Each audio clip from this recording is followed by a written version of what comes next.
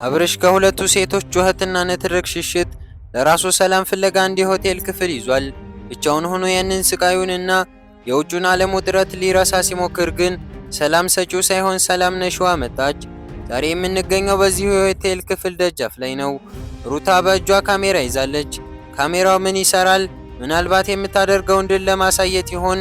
የልቧ ትርታ ከእርምጃዋ ጋር ይወዳደራል። ግቧ አንድ ነው። ባሌ የምትለው አብርሽን ከገባበት የድብርት ማዕበል ውስጥ ማውጣት ወይም ደግሞ በሌላ አነጋገር የራሷ መሆኑን ለሰው ሁሉ አረጋግጣ ለማሳየት። ሃይ የኔ ውድ እንዴት ነህ? ምን ነው ሰው አለ?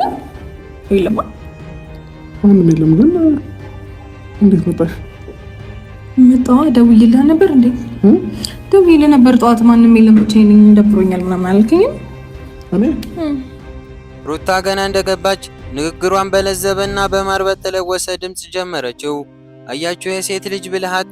ትናንት ስታሳስረው የነበረችው ሴት ዛሬ በገዛ ፈቃዷ የኔ ውድ እያለች መጣች። አብርሽ ግን ክውን ያለው በሩን የከፈተው ምናልባት ሰላም የሚሰጠው ሰው የመጣ መስሎት ሊሆን ይችላል። ግን ያገኘው አሁንም ያችን ስጋቱን ነው። አብርሽ ግራ ተጋብቷል። መደበቂያዬ ነው ብሎ ባሰበው ቦታ ሩታ እንዴት ልታገኘኝ ቻለች? እዚህ ጋር ነው እንግዲህ ሩታ የሺ ዘመን አፍቃሪ መስላ የምትሞላቀቀው።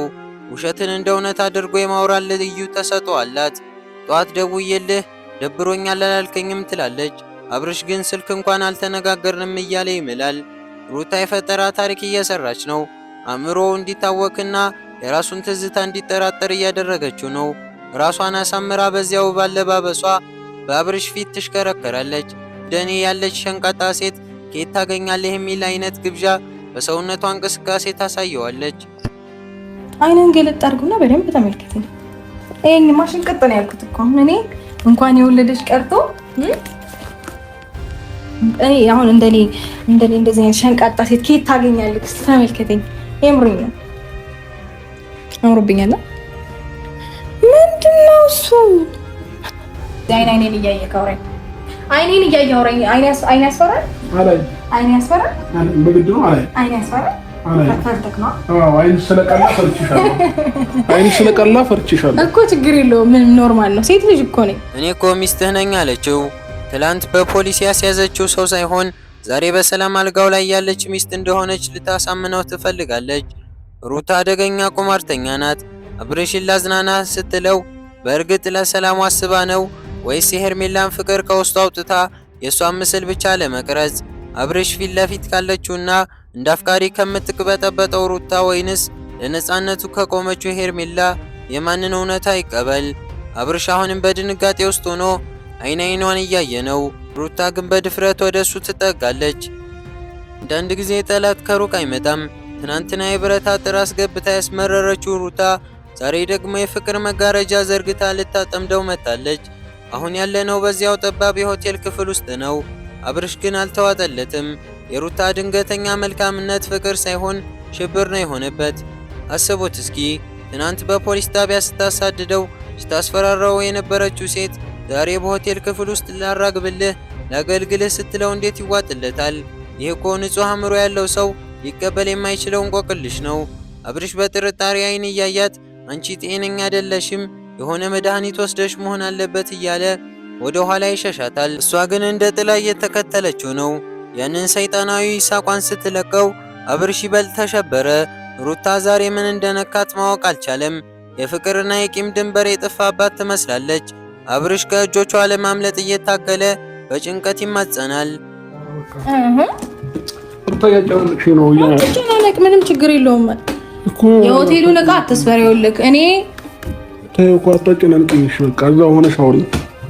እኔ ደግሞ አልችልም እዚህ ሆኜ ማውራት እኮ። ሳትነካኪኝ አውሪኝ። አልችልም። ሩታ ደቀቀኝ፣ እያሞቅሽኝ ነው። ደቀቀኝ። የአንድ ወንድ ልጅ የጭንቀት ጩኸት አትነካኪኝ እያለ ይማጸናታል። ሩታ ግን ልቧ የታወረ ይመስላል። የአብርሽ መሸሽ ለእሷ እንደ ጨዋታ ነው ይታያት።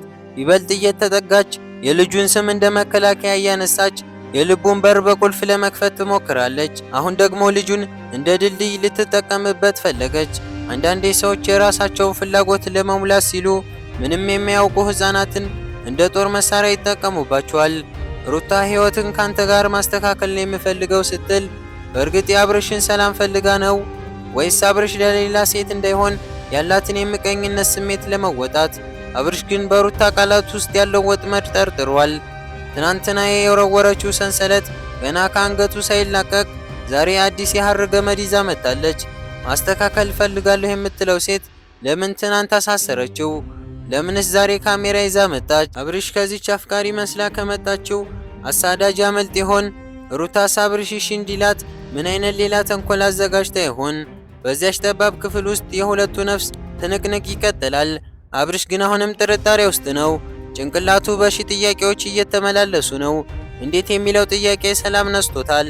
ትናንት ከሄርሜላ ጋር ሆና ሲያያት አልፈልገውም እያለች ፖሊስ ጣቢያ ድረስ የላከችው ሴት ዛሬ ምን ተገኝቶ ነው እንዲህ ውድድ አደርጋለሁ የምትለው? ይሄ እኮ ተኩላ ለበግ ያቀረበው ግብዣ ነው የሚመስለው። አብርሽም ይህንን ጥያቄ አፈረጠው። እሷን ለማናደድ ነው ወይንስ በትክክል ፈልገሽኝ ሲል አይን አይኗን እያየ ጠየቃት። ሩታ ግን እንደ ልምድ ያለው ተዋናይት በብልሃት አመለጠች። እልህ ውስጥ ሆኜ ነው የተናገርኩት ነው ትላለች። ቃላቶቿ እንደ ጥይት ናቸው። አንዴ ከተተኮሱ በኋላ በእልህ ነው ቢባልም ቁስሉ ግን አይጠፋም። አብርሽ ይህንን ያውቃል። ሩታ ግን የቃላቷን መርዝ በለዘበ ድምፅ ልታክመው ትሞክራለች።